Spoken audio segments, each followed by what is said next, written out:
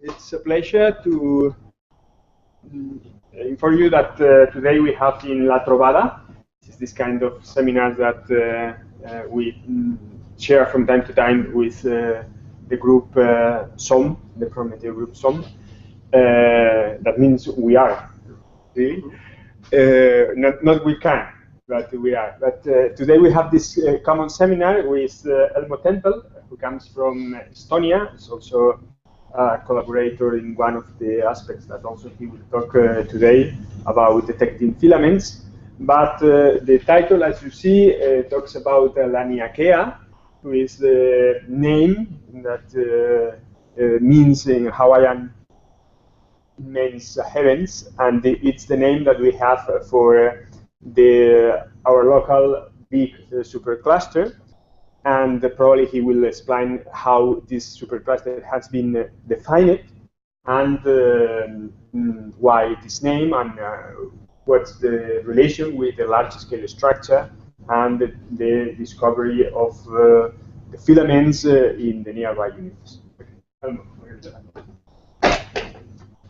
Okay, it's cool to be here in Estonia at this time. It is very bad, so I'm glad to be in Valencia every November. It's 4th time in a row already.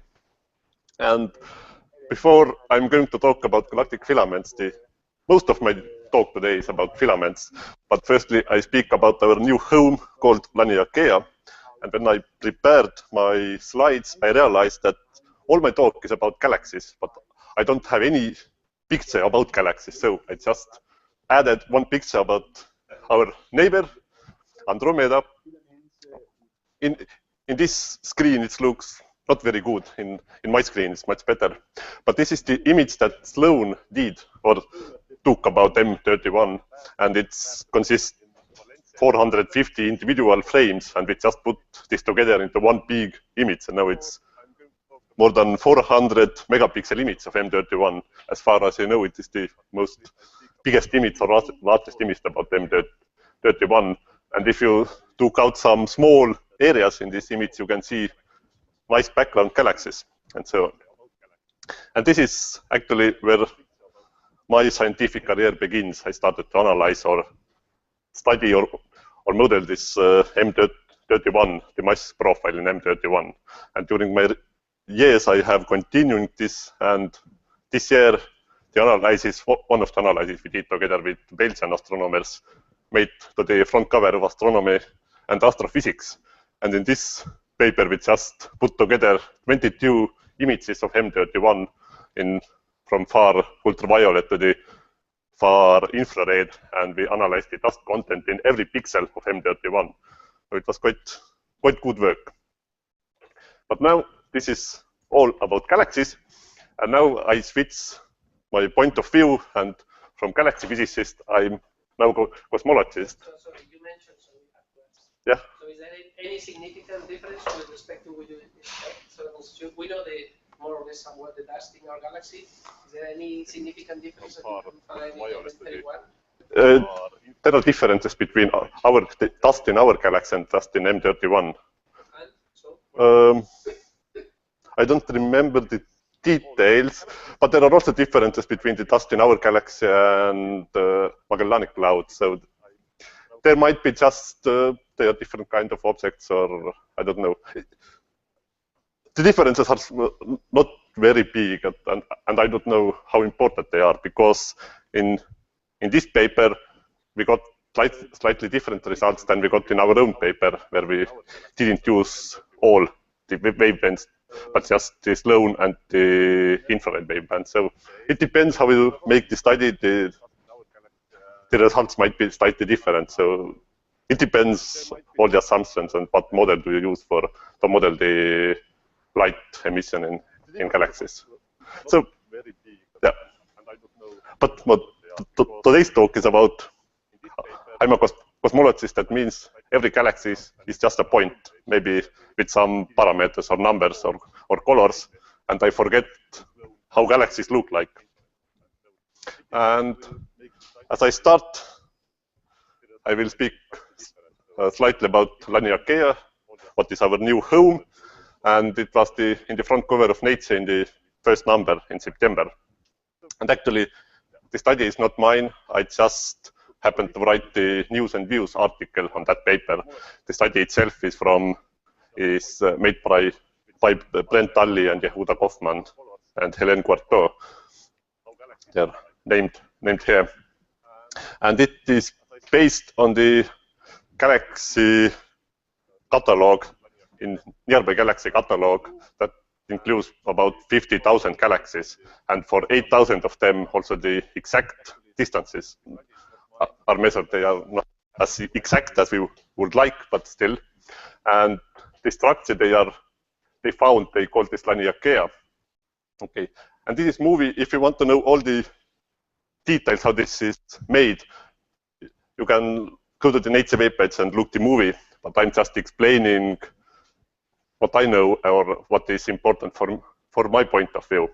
And this is the data they are using. They are just every point is galaxy, and we can see here the finger of God, so the galaxy groups. And in this box, there are about 50,000 galaxies.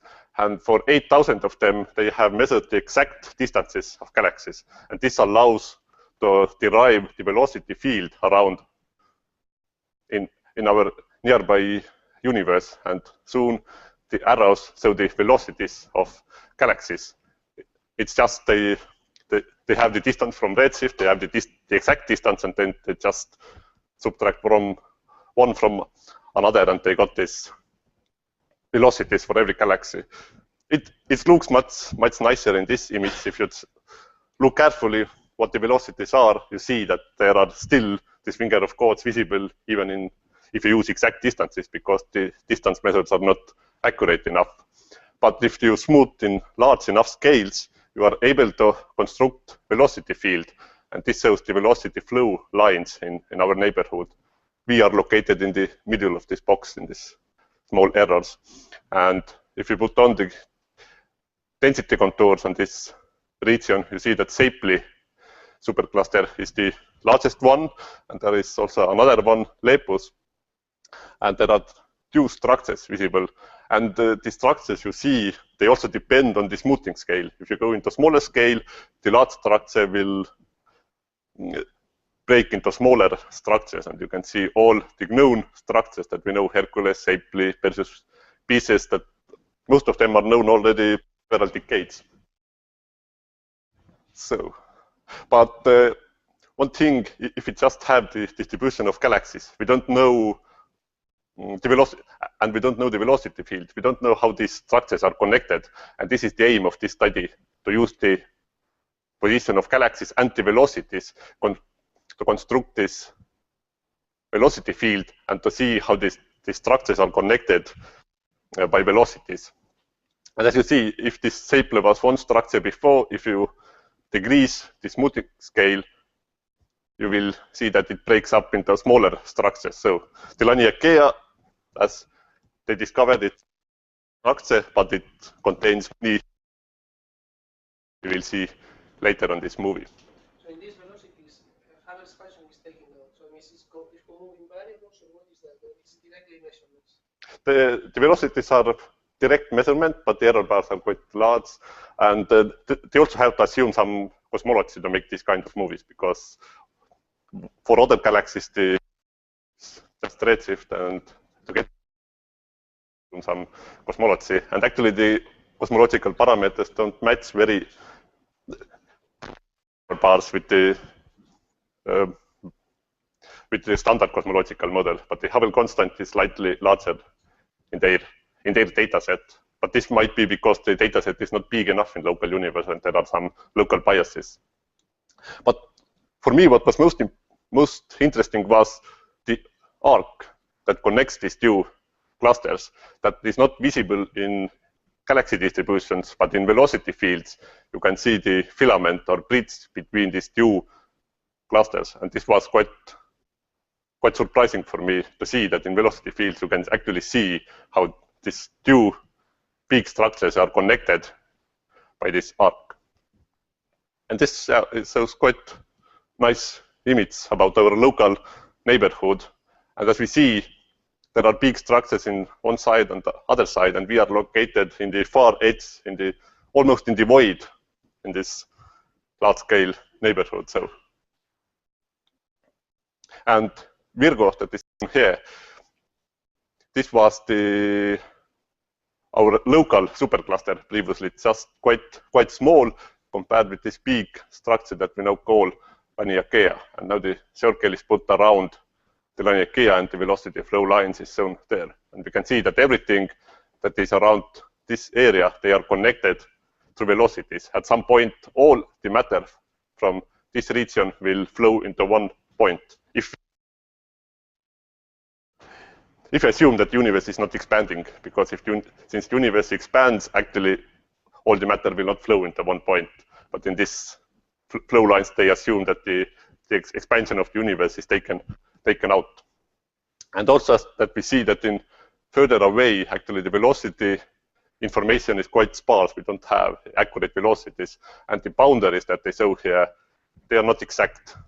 So my own opinion is that the supercluster Laniakea exists, but the boundaries that are defined using this velocity field, they are not exact. And if the data set increases and we have better measurements for distances, our home will change, at least a little bit. But also, it was very nice study, and this is almost the end of this movie. And it will show now the density field and the velocity flow lines and all, and the contours that they defined to be the boundaries of our supercluster. And it is quite large supercluster. And we are just here in the edge of this density contours. Okay, that was the movie. And music, there is music in this movie. Just go to the database and look the movie. And the movie is also available in 3D. If you have 3D glasses, you can look the movie in 3D. But now, this is our own work from a few years ago. It is basically showing the superclusters in much bigger volume than just around us.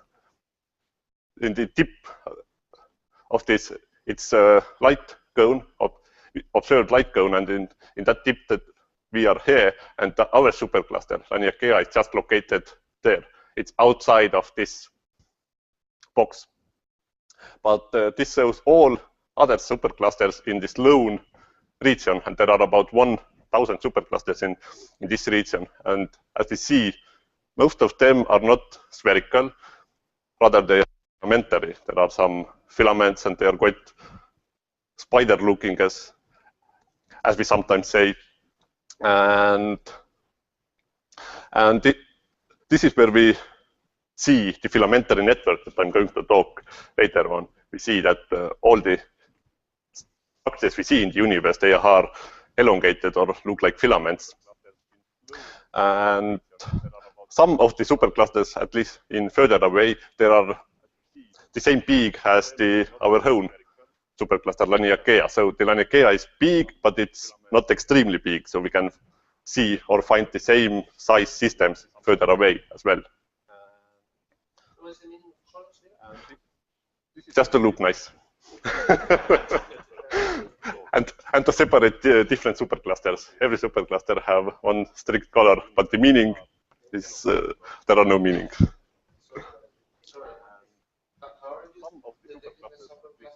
Using the density field of galaxies. And we define some density threshold, and then everything about that is supercluster. So that's the thing. So you have to cut at some point. Yeah, we have some. Yeah, but we also have some adaptive rules how to define the boundaries of superclusters using density. So we don't have to put the value by hand. We can just look the value, looking the structures itself. If we change the density value, the superclusters will break into smaller structures, and we can see when that happens, and this can be the value. So it is, we can use some values put by hand, but also we can use some adaptive values. And yeah. Okay. this was the introduction about our home, and now most of the talk is about this is about the galactic filaments. And last year I gave a talk about how we detect those filaments. We have this Bisous model, this stochastic model for filament detection. Today I'm just briefly giving an overview about this, but most of my talk is about the applications of the filaments we have from the Sloan data and also from the simulations. But firstly, just to show you some of the filaments, this is simulation, Aquarius simulation, if I remember correctly. There is time redshift, and we can see how this is the simulation for one cluster. It doesn't show the whole the large scale structure, just the formation of one cluster, and we can see that most of us cosmologists already know this movie. But we can see that how the filaments are forming, and the filaments are visually the most dominant structures in the universe. And if we look these structures at this redshift, we can see that it looks like the large-scale network of galaxies, but actually this is quite small scale. So this is because the cosmological model is scale invariant, at least in some scales. We can see the filamentary network in higher redshift if we look smaller scales. And at the end, this filamentary network will become one big halo, one big cluster halo. And we can see how the matter is falling into filaments to that halo. And this is why the filaments seems to be so important. If we can extract the filaments from galaxy distribution, and we can see how the galaxies form in filaments or the matter flows in filaments, we can say something about the galaxy formation, the structure formation, and everything. It's an N-body model. N-body model, yeah. Aquarius simulation. It's quite an old movie. I just had this in my computer. Yeah. This was N-body, but this is observations, the Sloan field, and here the luminosity density field is shown. And we can see also in observations that there are filaments. And this movie goes from it goes from us to further away. Just the distance is shown there, and we show the galaxy distribution in thin slices. And we see how the filaments are distributed in the Sloan volume. And visually, the filaments are track the filaments mathematically. We want to define the spines of the filaments. It's not easy anymore because I is much, in our brain, the computer is much faster mathematical algorithm that can adequately define or describe the filaments. So this was my first aim, to use some mathematical models to define or extract the filaments that we visually see in this galaxy distribution. And actually in observations, it's much harder to do than in simulations, because in observations, we have a lot of selection effects. And this is something that the people who study simulations, they are papers that are based on observations, but made by people that usually use simulations. They assume that everything is same good as in simulations. No selection effects. Observations, you have a lot of selection effects, and I'm going to mention some of them. And the first one is the same finger of gods that were visible in this Laniakea movie. And we can see that all the galaxy groups, they are elongated along the line of sights. And if we look just some groups, the gray points, so the galaxy distribution in redshift space. And if we want to detect filaments, we have to take that somehow into account, because all or most of our filaments will be just elongated clusters if we don't do anything with them. For that, we have this friend-of-friend algorithm. We detect groups, roughly spherical groups, and then we can just extract filaments there. This is just remark that was introduced in this conference 7 by Brent. It was quite old And this is not the only effect we have. Most of the observatories are flux limited. That means we only observe galaxies that are brighter than some given flux. And this means that if we take the absolute luminosity of galaxies, in further away, we only observe the brightest galaxies. All the faint galaxies are missing. And actually, the limit is not well. It's the absolute luminosity depends on the distance, and we don't know exact distance of galaxies because of the Wingerov-Kohn, or in photometric redshifts, the redshift error itself is quite large. So this makes things much more complicated in observations than in simulations. But for density field analysis, this can be corrected. If you have the luminosity function of galaxies, we can correct the densities that we have, and in this case, we can just extract the same superclusters further away as well, as I showed in the supercluster movie. Okay, that's enough for selection effects, but this shows the results of our filament finding machinery. This is the density field, and this is the filament probability field. And we can see if the filaments in this density field are quite patchy. There are just blobs that form the filaments. In this movie, they are much smoother structures. And if we see one small part of this movie, we can see how the filaments connect the galaxies. Okay, and in next few slides, I'm just giving a very brief model is built. And it is process usually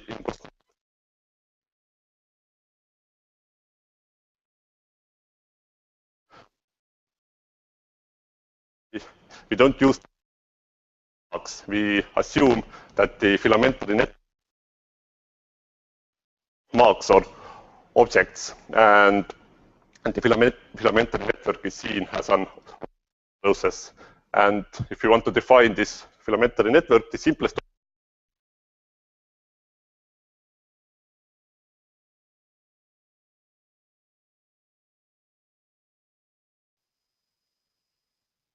network made of small cylinders or just some cylinder axis. And the galaxies are just find the probabilities.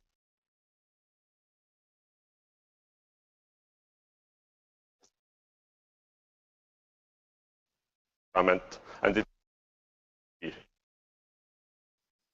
calculability that there is a filament. Probabilities, we sample the full probability field using this Markov chain Monte or the Metropolis Hastings algorithm. And we also implemented the simulated in this MC to have the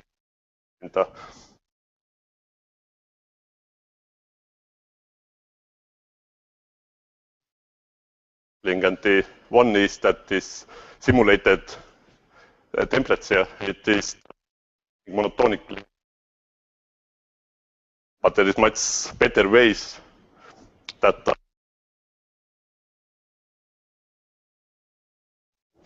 about a year ago they are this simulated tempering where the temperature is in the model, the sampling. Example how this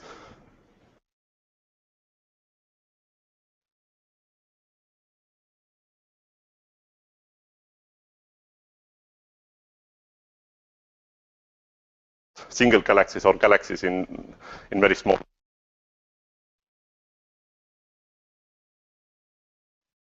object in our cylinder axis.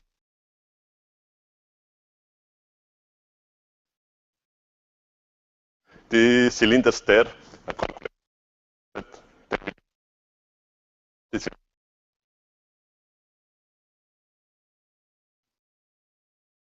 with the probability, and we can also change the orientation or position of the cylinders.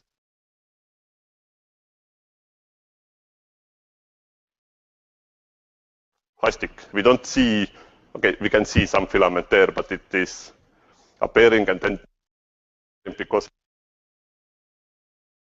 The good part is we can add up several simulations. We don't, in this movie, we run 25 simulations. We add up all of them, we can quite clearly see the filamentary network that is forming in this cube. And if we take the average of all the realizations, quite well define the filament spines that we have. Cylinders in the simulation. In the end, it shows that it's connected. At which point you say, I know that this cylinder has this orientation, so you have, I guess, I put randomly cylinders there, yes. Also the orientations, and then I calculate the probability. You have some weighted probability that says how probable is that this cylinder is right or not. It's calculated based on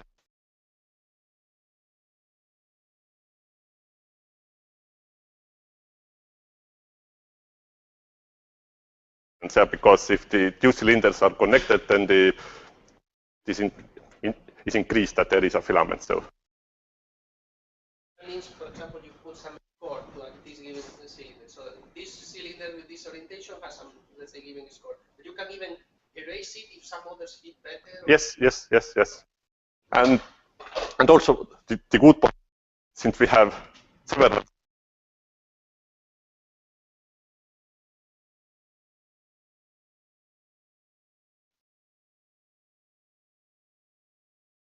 The filaments in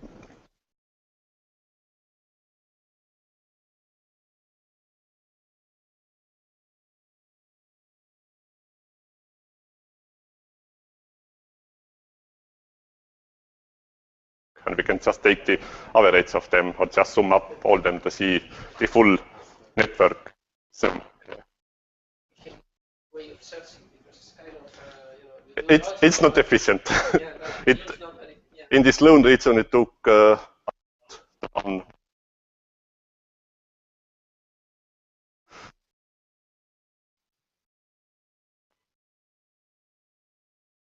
have the result. It was 1 month of running, but after that I used them in several papers.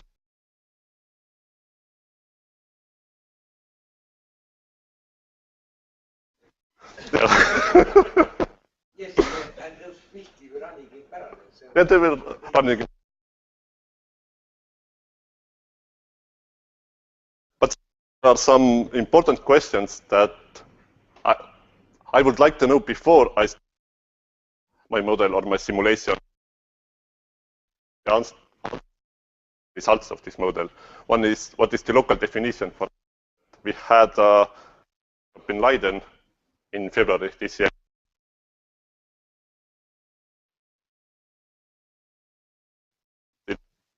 We did found a common definition. The method we had.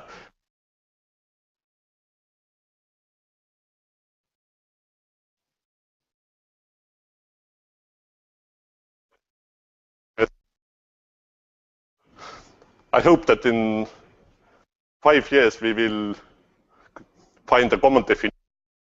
Most of us agree that what is actually. And the second one is how connected it work. Just some galaxy distribution. It is mostly connects two groups or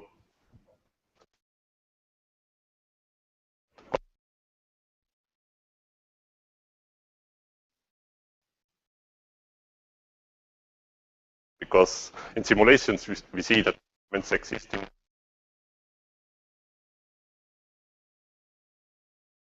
model I have that I'm looking for, and that's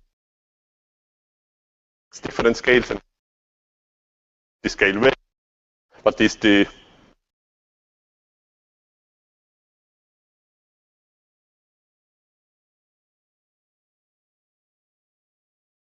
thickness of filament. Length is another thing, but it's much more. There are and by all the simulations. Maybe nature is not like it.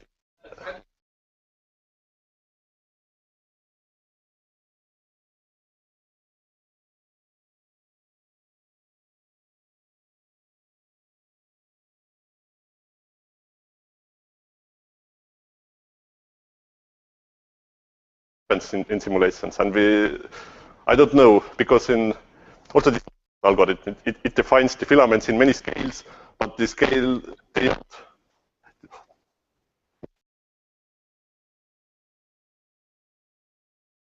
to say what is the correct scale in this. So it's, yeah. But in our case,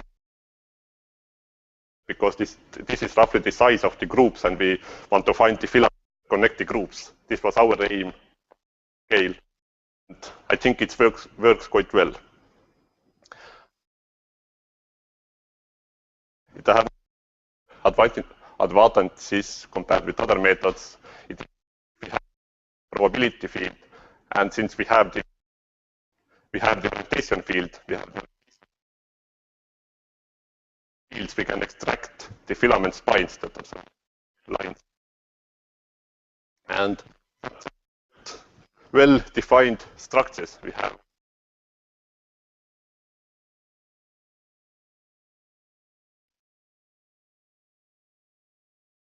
In this case. And in this movie, spines are overplotted field or the filament probability field. And if some examples of the filaments, visually we see that the galaxies are not distributed uniformly along. There are some visible.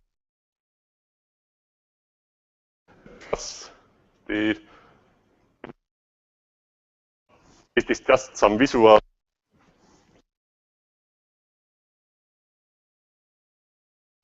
Soon I will do that paper.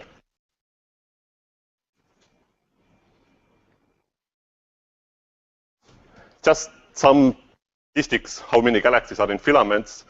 About 40% of the galaxies are in filaments, at least in our filaments, compared with other filament finding machinery. So about 50.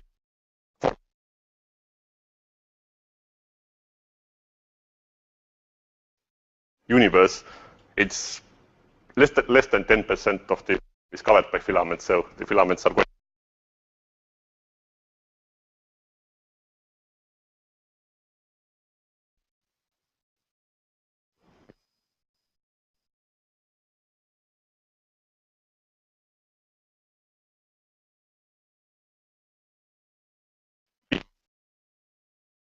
Light blue line, also the number of galaxies in filaments is less.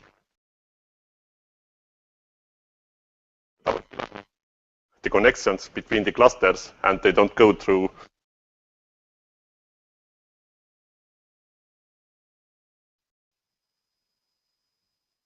Okay, and now some applications. First one is it's based on simulations. We have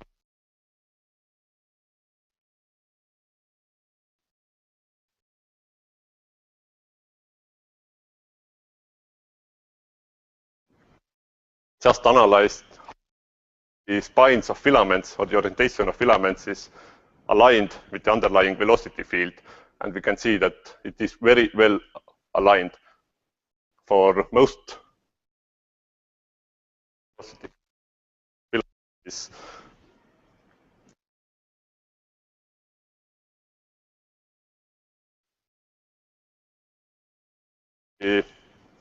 Different wave classifications. There are this V-wave, velocity wave classification, and this is shown here. The blacks are clusters, dark gray are filaments, light gray are walls, and white are voids. And we see that the agreement between classification is quite poor. But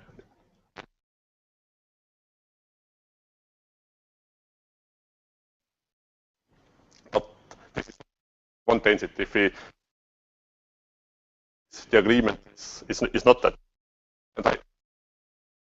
In this V-wave, it depends on the density.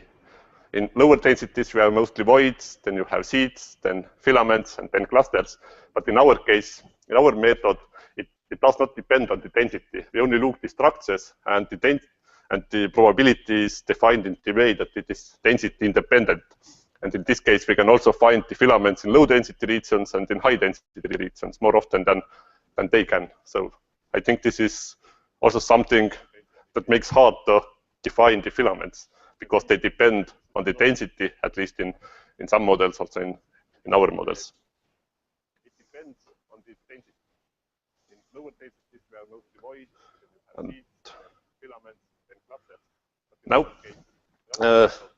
I'm still showing some galaxies, because I started to analyze galaxies. And what I'm trying to do is connect the cosmology and the galaxy physics in our observatory. And in this analysis, we took the galaxies, we took the spin axis of spiral galaxies, or the minor axis of elliptical galaxies, because the spins are not defined there. And we looked how the spin axis of galaxies are aligned with the filaments. And we found out that for spiral galaxies, the spin axes are mostly parallel to filaments. And for ellipticals, they are mostly perpendicular to filaments. And this gives us hints how galaxies form. And in our interpretation, the gas is falling into filaments, and then the spiral galaxies are formed. And this is supported by the fact that the alignment is much stronger in outer parts of the filaments, where the galaxy infall is much more regular. But exactly on filament axis, the gas infall motions are more chaotic, and the alignment is also very weak or not present there. So this is how spiral galaxies form. But since along the filaments, this will cause galaxies, and the elliptical galaxies are caused by merging of spiral galaxies. And since this happens along the filaments, the axes of elliptical galaxies are mostly perpendicular to filaments. So this just study gives some hints how the spiral axis forms, and this agrees with the from simulations and other observations as well. But of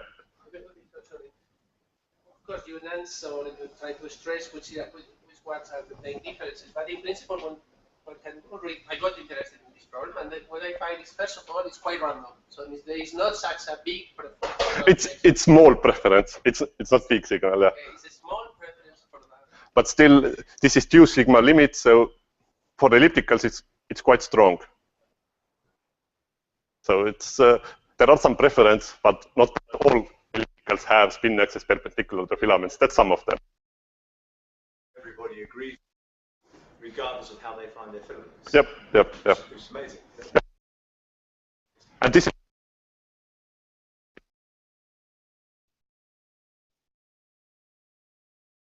they are aligned. If you look the alignment of filaments, I think we will find quite a good agreement between where is filament. This I mean, a very basic question. In ellipticals, how do you define the spin axis? it's the minor axis. How do you break the linearity between possible In ellipticals, I just can take the visible minor axis, and that's it. But in this case, I also modeled the elliptical galaxy using 3-dimensional model, and I had the 3-dimensional axis for galaxies, and then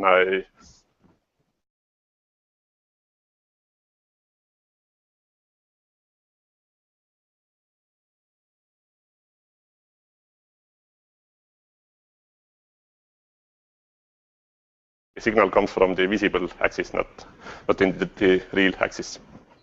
And this is Those were observations, right? These are observations, yes. And this is also the reason why this gray area is not around 1, because of the orientation axis. We don't know the galaxy along the line of sight, and also the orientation of filaments along the line of sight, in respect to line of sight, is not uniform.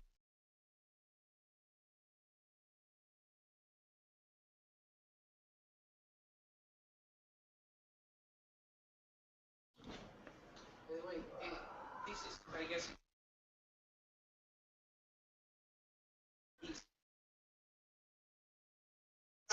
Our galaxy is complicated because if we take our galaxy, the spin axis of our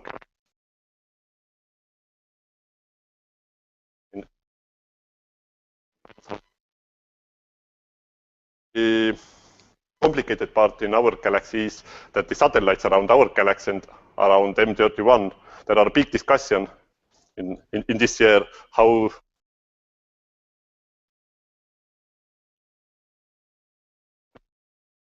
seems to be in contradiction with n-body simulations, and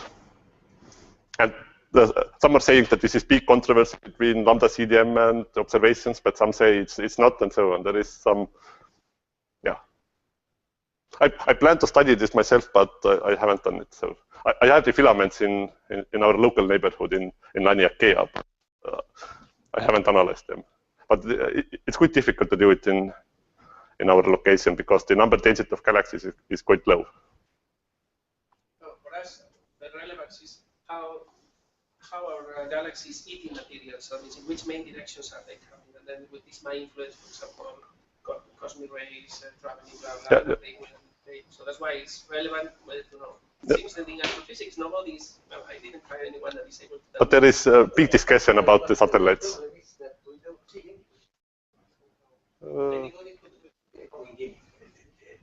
Andromeda is coming towards us.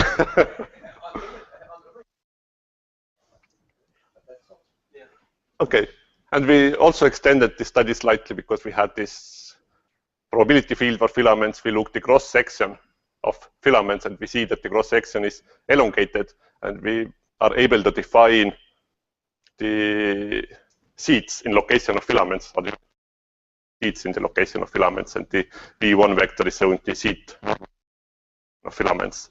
And then we analyzed the galaxy spin alignment in respect to this E2 and E1 axis that are perpendicular to the orientation of filaments, but define the galactic seed, and we found that there seems to be some alignment with E2, but no alignment with E1, which is in contradiction with simulations, because in simulations you have stronger alignment between the spin axis of galaxies and E1 than we found here. And we don't know why. But the n-body halos and galaxies, they are not aligned in each other, but is this the reason or not? We don't know it. Yeah. With Potsdam people, we are analyzing the satellite distribution around the galaxies that are in filaments. And in this study, we looked just the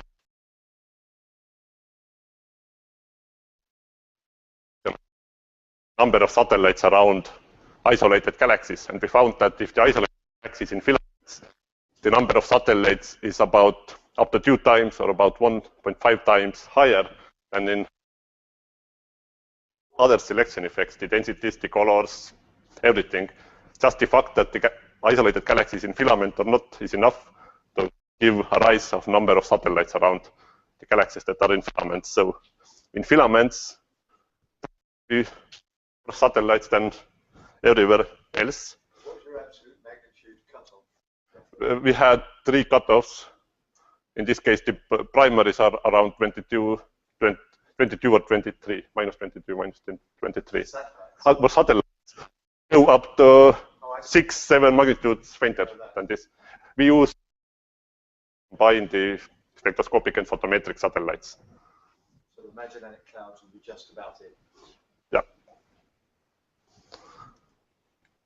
And also in our recent study, we also looked at the distribution of satellites in respect to the orientation of filaments. And we found out that most of the satellites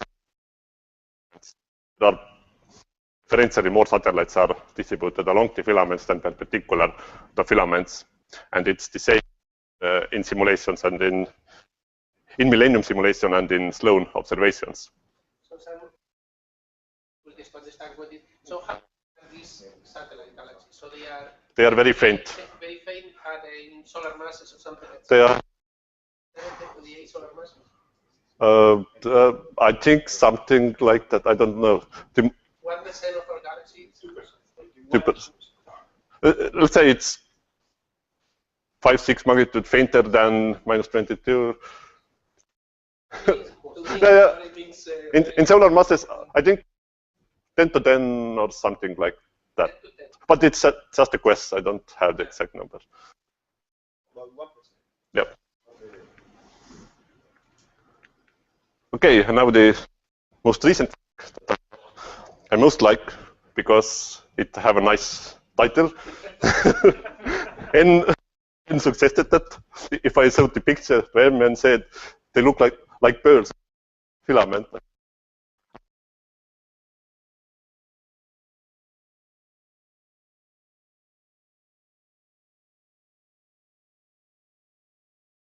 Pattern, and in just a student projects to give some work to students to find just visual impression or statistically this preference for such a pattern. And we used two kinds of tests. One was the correlation function along filaments, and the other one was just Rayleigh statistics that is usually used in time series analysis where you have events. But since the galaxies can be considered as events in one-dimensional domain, you can use the same statistics to look for the periodicity along the filaments. And what we found out is that in correlation function, there is maximum close to 0 pair distance, and this is because of groups.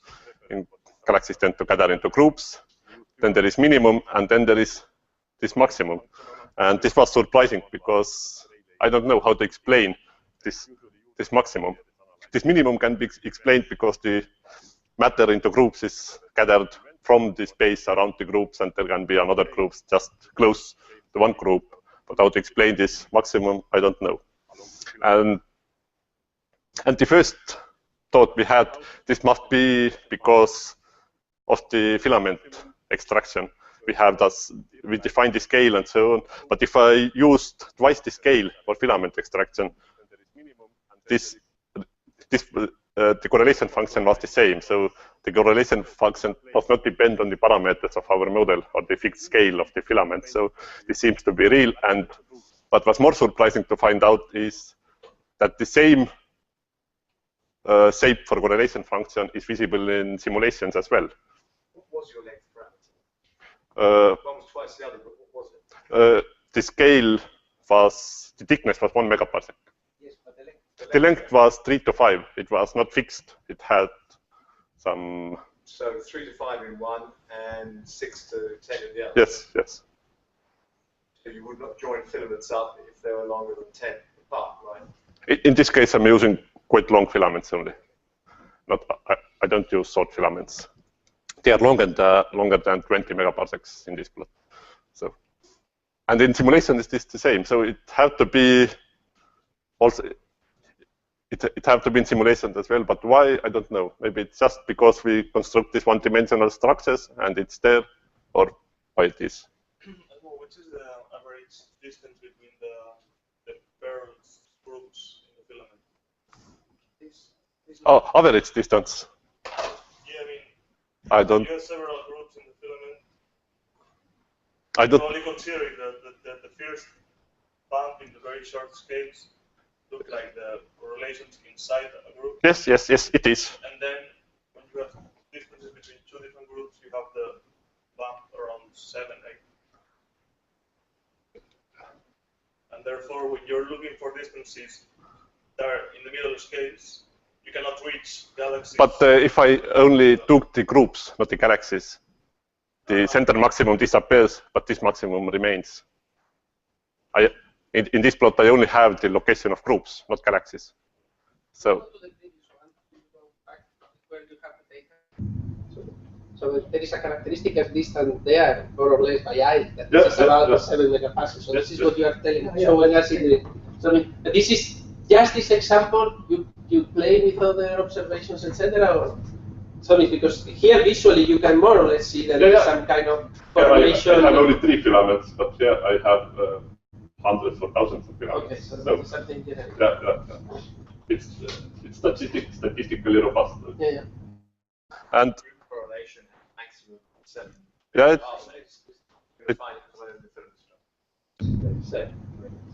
and that is because I guess for that you define. No, those were lots of groups. I see. Right. Distance is measured along the filaments. Where does the group correlation function peak? If you think they go correlation, it has no. It has no. Yeah. It's nice. In 3D, you don't have any peaks. So you were, I guess you defined the, so you measure the correlation for the galaxies that are in the filament. Yep. And for that you define it as a 1 megaparsec. One-dimensional object. Yeah, but for the galaxy to be in the filament. The radius from filaments was fixed. It was the distance from filament axis was 0.5 megaparsec, so Okay. very close to filament axis. And have you tried setting that parameter and seeing what happens? It is not sensitive. I also reduced the distance from filament axis and the shape was the same. So it does not depend on that. But this is the Rayleigh statistics, and it shows also the maximum around the 7 and 4 megaparsecs. And there is some, it's well above the boson distribution that is shown with blue. And actually, I don't know how to interpret this excess, the difference between the boson and the galaxy distribution, but the maximums are in the same place, so the maximums are the same as the correlation function. But I don't know how to interpret why it is higher than the boson, but for groups, it's below the boson. So this is something I didn't explain in the paper and refer it in the tasks. So. but actually, I thought about this. Yes. But why galaxies? Yeah. For groups, yes. But for galaxies, okay. Maybe it's just the same, but it's so off from the in correlation functions. You see that the difference is not that big, but in Rayleigh statistics, the difference between boson and the galaxies, the real distribution of galaxies, is very large. Yes, probably this might be the case. Yeah.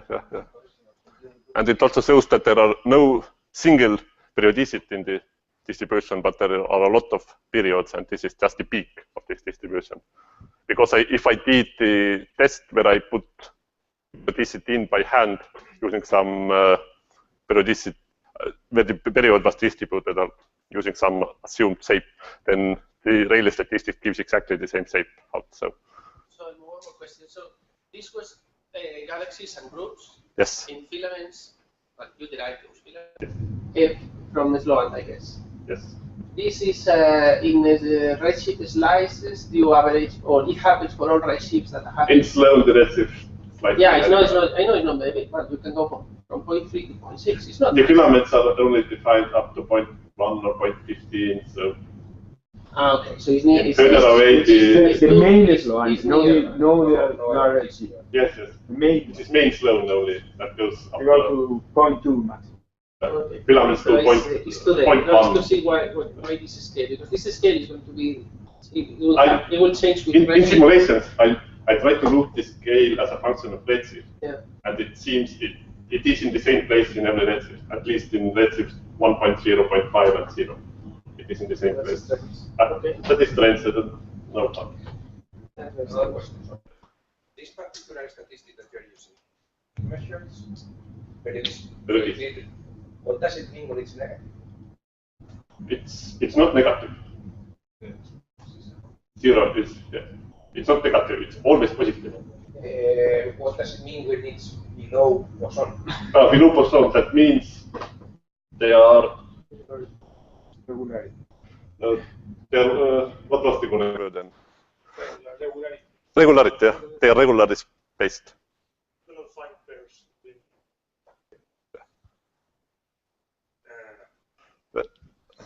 Sorry, I'm not getting. Boson in this case means. It means they are regularly spaced. Yes. Yeah. If I did that test, if I do just one filament divided the pieces, that the length of piece is the same, and in every piece I put one galaxy randomly, then it will be below that, because the points are regularly more uniformly spaced in some way than in boson.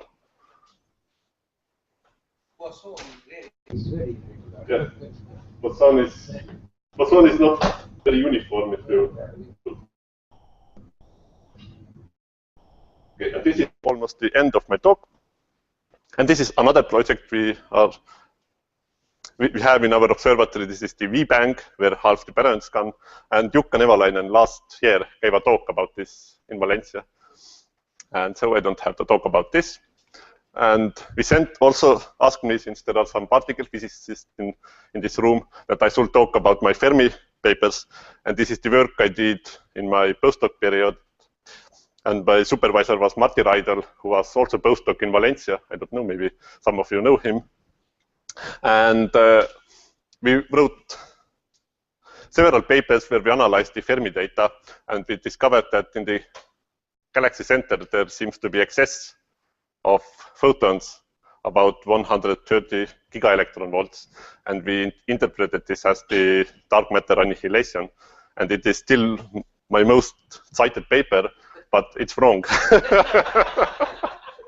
Because there are more than 100 or maybe 200 papers analyzing this peak, and it turns out that this is just some measurement, some flaws in this Fermi detector that caused this peak, and because in later data releases it goes away.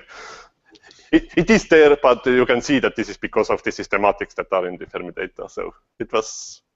So I don't talk about this more because it was interesting, but not anymore. It's just the detector defect. And the conclusions just here. I just comment these two images that were in the first slide. This is the Sloan sky. This is 17% of the entire sky. And if you put on dark matter sensitive glasses, the sky would look like this. We see all the filaments. The nearby filaments are thicker. The further away they are smaller. And these are the filaments in the Sloan regions I have. So this is just the sky, the dark matter distribution in the sky as term of filaments. And this is something I discovered about 1.5 years ago, or last summer. And this is just one galaxy in redshift 0.17. This is in the Sloan data. And around this galaxy, there are 8 globes. Initially, since the Sloan observations are they're not deep, just 1 minute or so. We took half an hour observations of these objects, and the image is exactly the same as the Sloan image. So it means that these objects are not changing over time because the time difference between the Sloan observations and ours were few years.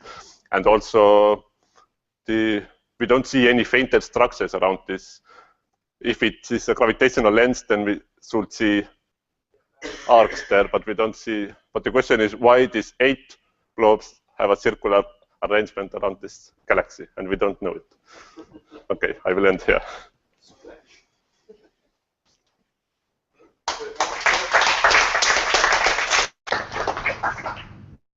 Okay, any questions, comments? It's 8. If it was 7, it would be 7 dwarfs. That's good.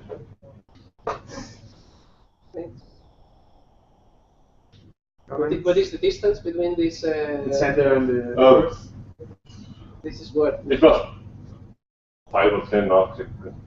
What's the redshift? 0.17 is the center one. But the photo set of some of these is about twice as large. But this is photo set from Sloan data, so it's not accurate. We plan to have observations to have the redshift of these globes. And this is the unique object that you found in the Sloan I catalogue. accidentally, Like this. I accidentally found this. I was looking through some of the galaxies in Sloan if I was making this group catalog of Sloan, and then I just discovered this object and it looked strange. The probability of finding something weird is 90%. Yeah. The problem is that there is a Hubble field close to this object, but it will end something like here. So it's very close to one of the other fields, but it doesn't cover this object.